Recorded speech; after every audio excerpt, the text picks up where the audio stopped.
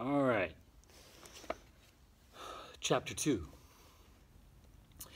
It took 9 days for the Dolphin to make the 43-mile voyage from Saybrook to Wethersfield. As though the ship were bewitched, from the moment they left Saybrook, everything went wrong. With the narrowing of the river, the fresh sea breeze dropped behind, and by sunset it died away altogether. The sails sagged limp and soundless, and the Dolphin rolled sickeningly in midstream. On 1 or 2 evenings, a temporary breeze raised their hopes and sent the ship ahead a few miles, only to die away again. In the morning, Kit could scarcely tell that they had moved. The dense brown forest on either side never seemed to vary, and ahead there was only a new bend in the river to tantalize her. "How can you stand it?" she fumed to a red-headed sailor who was taking advantage of the windless hours to give the carved Dolphin at the prow a fresh coat of paint. "Doesn't the wind ever blow on this river?" "Mighty seldom, ma'am," he responded with indifferent good humor. "You get used to it. We'll spend most of the summer waiting for a breeze, going or coming." "How often do you go up this river?" "Every few weeks. We make a run, say to Barbados or New Orleans, fill up the hold, and then back to Hartford." She could see why Mistress Eaton chose to stay at home in Saybrook. "Does it always take as long as this?" "Call this long?" the sailor replied, swinging far out to daub the curving tail of the Dolphin. "Why, ma'am, I've known it to take as many days to get from here to Hartford as to go all the way to Jamaica. But I'm in no hurry. The Dolphin's home to me, and I'm satisfied, wind or no wind." Kit was ready to fly to pieces with frustration. How could she eke out the patience that had been scarcely enough to see her through a few remaining hours? And how could she force herself to endure another meal at the same board with Goodwife Cruff and her cowed shadow of a husband? Never a civil word had been spoken by either one of them. Plainly, they considered the becalmed ship all her doing, and it spoiled her appetite just to watch that miserable little wraith of a child Prudence, not even allowed to sit at board with them, but kept behind her mother, where she had to eat standing up the stingy portion they handed back to her. Once or twice she had seen the father furtively slip the child an extra morsel from his plate, but he was plainly too spineless to stand up for her against his shrew of a wife. A more uncompromising child she had never seen, Kit thought, yet she couldn't get Prudence out of her mind. There was some spark in that small frame that refused to be quenched. Late one afternoon, Kit had come upon the little girl standing alone by the rail, and seeing the child's wistful, adorning gaze, had moved closer. As they stood side by side, a crane rose slowly from the beach, with a graceful lift of its great wings, and they followed its flight, a leisurely line of white against the dark trees. The child had gasped, tilting back her head, her peaked little face aglow with wonder and delight. But in that instant, a harsh call from the hatchway sent her scurrying. With a pang, Kit realized that not once since they boarded the ship had she glimpsed the wooden doll. Had her own rash performance only served to cheat the child of the one toy she possessed? They were certainly not good at forgetting, these New Englanders. Captain Eden treated her with punctilious caution. Nat remained aloof, absorbed in a totally male world of rigging and canvas. On such a small ship, it was remarkable how he managed to avoid her.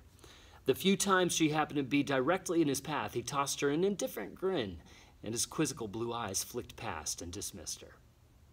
"If it weren't for John Holbrook, I couldn't bear it," she thought. "He's the only one on this ship who doesn't seem to begrudge my existence. He doesn't mind the delay, either.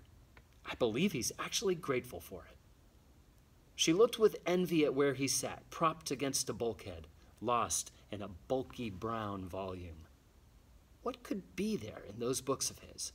There he sat, hour after hour, so intent that often his lips moved, and 2 spots of color burned in his pale cheeks as though some secret excitement sprang from the pages.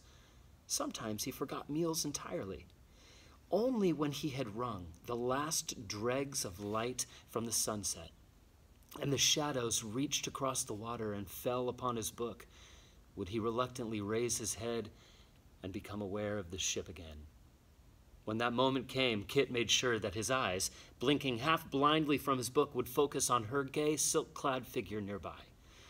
John would smile, mark his place with deliberation, and come to join her.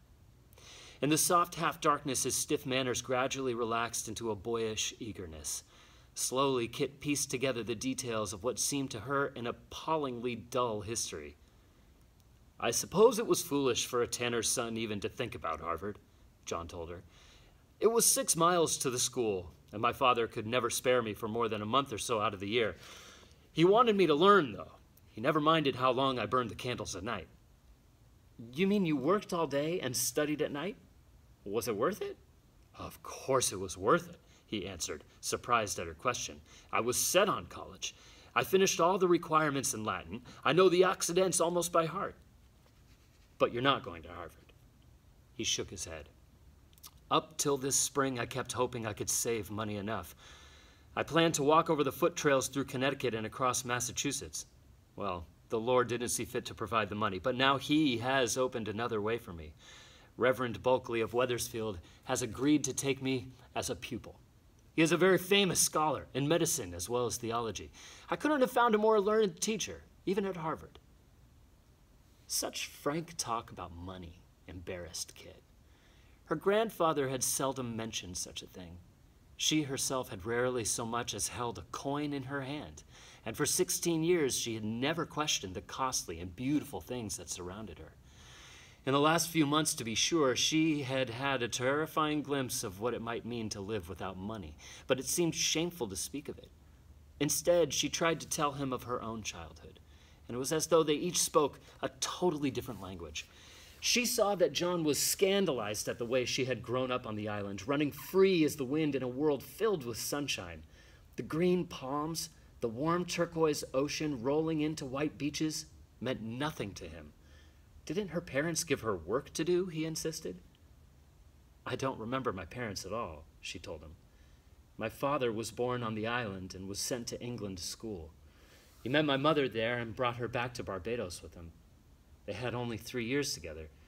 They were both drowned on a pleasure trip to Antigua, and grandfather and I were left alone." "Were there no women to care for you?" "Oh, slaves, of course. I had a black nursemaid. But I never needed anyone but grandfather. He was..." There were no words to explain grandfather. In the twilight, the memory of him was very sharp. The soft pink skin aging on his fine cheekbones, the thin aristocratic nose, the eyes so shrewd and yet so loving. She dared not trust her voice. "It must have been hard to lose him," said John gently. "I am so glad you have an aunt to come to." "She was my mother's only sister," said Kit, the tight pain easing a little. "Grandfather says my mother talked about her the livelong day and never got over being homesick for her. Her name is Rachel, and she was charming and gay, and they said she could have had her pick of any man in her father's regiment. But instead, she fell in love with a Puritan and ran away to America without her father's blessing. She wrote to my mother from Wethersfield, and she has written a letter to me every year of my life." "She is going to be very happy to see you." "I've tried so hard to imagine Aunt Rachel," mused Kit. "Grandfather said that my mother was thin and plain like me, but Aunt Rachel was beautiful. Her hair and eyes will be dark, I suppose, like mine. But what will her voice be like? My mother remembered that she is always laughing." John Holbrook looked earnestly at the girl beside him.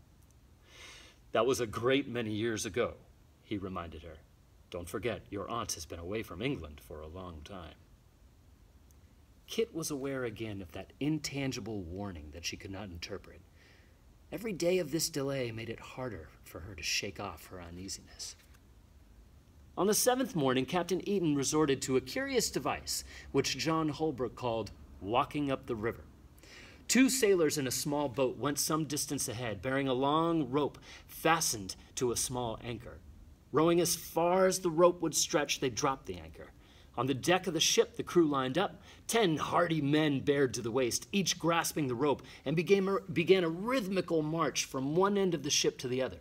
As one man reached the end, he dropped the rope and raced back to grasp it again at the end of the line. Painfully, almost imperceptibly, the Dolphin inched forward through the water. In an hour's time, they had reached the anchor, and the rowboat went ahead a second time. Over and over, hour after hour, the men moved, hauling the ship by the sheer force of straining muscle and gasping breath. Sweat poured down their arms and shoulders. The agonizing slowness was harder to endure than no motion at all. Kit shuddered away from the sight of those lunging bodies. A hot spring sun beat down without relief. She twitched her own shoulders fretfully under the silk that stuck clammily against her skin. In the heat, the stench of the horses steamed up from the depths of the hold as though the animals were still there. This morning, the cook had refused to spare her enough water even for a decent bath. It was almost too much to bear when she heard a splash directly below her and saw that Nat and two of the other young men had taken advantage of a wait for the rowboat and were thrashing about like porpoises in the river. Nat looked up and caught her wistful eye. "Jump in, why don't you?" he taunted. "You warned me never to do it again," Kit replied incautiously. "Do you need an excuse? I'll shout for help and go under. You couldn't just stand there and watch me drown, could you?" "Yes, I could," Kit laughed in spite of herself. "And I would, too." "Then you can stay there and frizzle," responded Nat. As he paddled toward the ladder, Kit watched him with both envy and relief. He had sounded as friendly and easy as on that first morning in Saybrook Harbor. As though to prove that the constraint between them was broken, and the next wait for the rowboat, Nat strolled over to join her where she stood watching. "I'll wager you're wishing you'd never left Barbados," he said. "'Twas unfair of me to tease you." "How I envied you," she exclaimed, "to get into that water and away from this filthy ship, even for a moment." In a split second, a squall darkened Nat's blue eyes. "Filthy? The dolphin?" "Oh," she laughed impatiently, "I know you're forever scrubbing. But that stable smell, I'll never get it out of my hair as long as I live." Nat's indignation found vent in scorn. "Maybe you think it would smell prettier, with a hold full of human bodies, half of them rotting in their chains before anyone knew they were dead." Kit recoiled, as much from his angry tone as from the repulsive words. "What are you talking about? People down in the hold?" "I suppose you never knew about slaves on Barbados?" "Of course I knew. We used to own more than 100. How else could you work a plantation? How do you think they got there? Do you fancy they traveled from Africa in private cabins like yours?" She had never thought about it at all. "But don't you have slaves in America?" "Yes, to our shame. Mostly down Virginia way, but there are plenty of fine folk like you here in New England who will pay a fat price for black flesh without asking any questions how it got here. If my father would consent to bring back just one load of slaves, we would have had our new catch by this summer. But we Eatons, we're almighty proud that our ship has a good honest stink of horses." Nat was gone again. What a touchy temper he had. She hadn't meant to insult his precious ship. Why did he deliberately turn everything to her disadvantage? He had been just on the point of making friends. Now the trip would probably be over before she could speak to him again. And why should she care? A rude, freckle-faced sailor who took more notice of a strip of canvas than of a brocaded gown. At least John Holbrook knew how to speak with respect. But even John Holbrook did not approve of her completely. She was forever astounding him.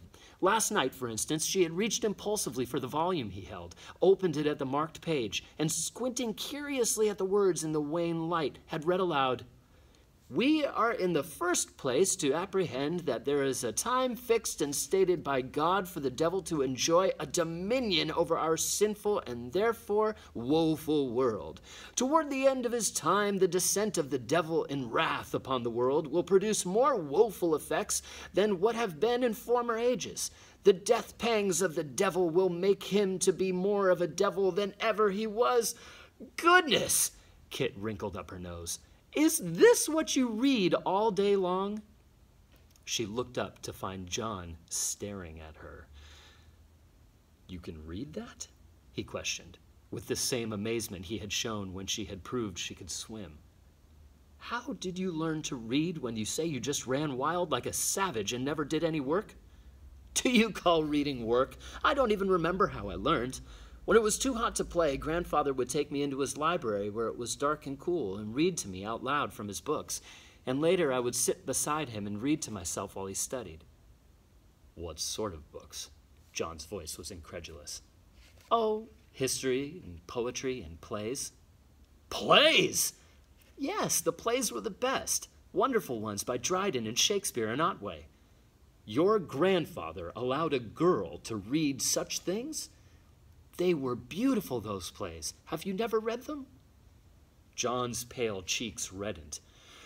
There are no such books in Saybrook. In Boston, perhaps, but the proper use of reading is to improve our sinful nature and to fill our minds with God's holy word. Kit stared at him. She pictured grandfather, the blue-veined hands caressing the leather bindings, and she knew that he had not cherished his books with any thought of improving his sinful nature. She could imagine the twinkle that would have danced in his eyes at those solemn words. All the same, the reproof in John Holbrook's voice left her discomforted. Somehow, she felt that John was always drawing back, uneasy at his friendship that was growing between them. And she herself was often repelled by the hard uprightness that lay just under his gentle voice and looks. She saw now that she could not tell him about the books she had loved any more than she could make him see the palm trees swaying under a brilliant blue sky. Early the next morning, a contrary breeze came whistling along the river. The Dolphin sprang to life, scudded the last few miles, and bumped against the wharf at Wethersfield Landing. The shore, muffled in thick scarves of drifting mist, looked scarcely different from the miles of unbroken forest that they had seen for the past week. Sailors began vigorously to roll out the great casks of molasses and pile them along the wharf. Two of the men lowered over the side the 7 small leather trunks that held all of Kit's belongings and piled them, one beside the other, on the wet planking. Kit clambered down the ladder and stood for the second time on the alien shore that was to be her home. Her heart sank. This was Wethersfield. Just a narrow, sandy stretch of shoreline, a few piles sunk in the river with rough planking for a platform. Out of the mist jutted a row of cavernous wooden structures that must be warehouses, and beyond the dense, dripping green of fields and woods. No town, not a house, only a few men and boys and 2 yapping dogs who had come to meet the boat. With something like panic, Kit watched Goodwife Cruft descend the ladder and stride ahead of her husband along the wharf. Prudence, dragging at her mother's hand, gazed back imploringly as they passed. "Ma," she ventured timidly, "the pretty lady got off here at Wethersfield." Kit summoned the boldness to speak to her. "Yes, Prudence," she called clearly, "and I hope that I will see you often." Goodwife Cruft halted and glared at Kit. "I'll thank you to let my child alone," she spat out. "We do not welcome strangers in this town, and you be the kind we like least." Jerking Prudence nearly off her feet, she marched firmly up the dirt road and disappeared in the fog. Even John Holbrook's farewells were abstracted. A formal bow, a polite wish for her pleasant arrival, and he too strode eagerly into the fog in quest of his new teacher. Then Kit saw Captain Eaton approaching and knew that the moment had come when the truth would have to be told. "There must be some mistake," the captain began. "We signaled yesterday that we would reach Wethersfield at dawn. I expected that your aunt and uncle would be here to meet you, no matter how early it might be." Kit swallowed and gathered her courage. "Captain Eaton," she said boldly, "my uncle and aunt can hardly be blamed for not meeting me. You see, well, to be honest, they do not even know I am coming." The captain's jaw tightened. "You gave me to understand that they had sent for you to come." Kit lifted her head proudly. "I told you that they wanted me," she corrected him. "Mistress Wood is my mother's sister. Naturally, she would always want me to come." "Even assuming that to be true, how could you be sure they were still in Connecticut?" "My Aunt Rachel's last letter came only 6 months ago." He scowled with annoyance. "You know very well that I should never have taken you on board had I known this. Now I shall have to take the time to find where your uncle lives and deliver you. But understand, I take no responsibility for your coming." Kit's head went higher. "I am entirely responsible for my own coming," she assured him haughtily. "Fair enough," the captain responded grimly. "Look here, Nat," he turned back. "See if 2 hands can be spared to carry this baggage." Kit's cheeks went scarlet. Why should Nat, who had carefully been somewhere else during the whole of the last 9 days, have to be so handy at just this moment? Now, whatever befell, he was going to be there to witness it with those mocking blue eyes and that maddening cool amusement. What if Aunt Rachel... But there was no time for doubt now. Between trying to hold up her head confidently and at the same time find a place to set down her dainty kid shoes between the slimy ruts and the mud puddles, Kit had all she could tend to.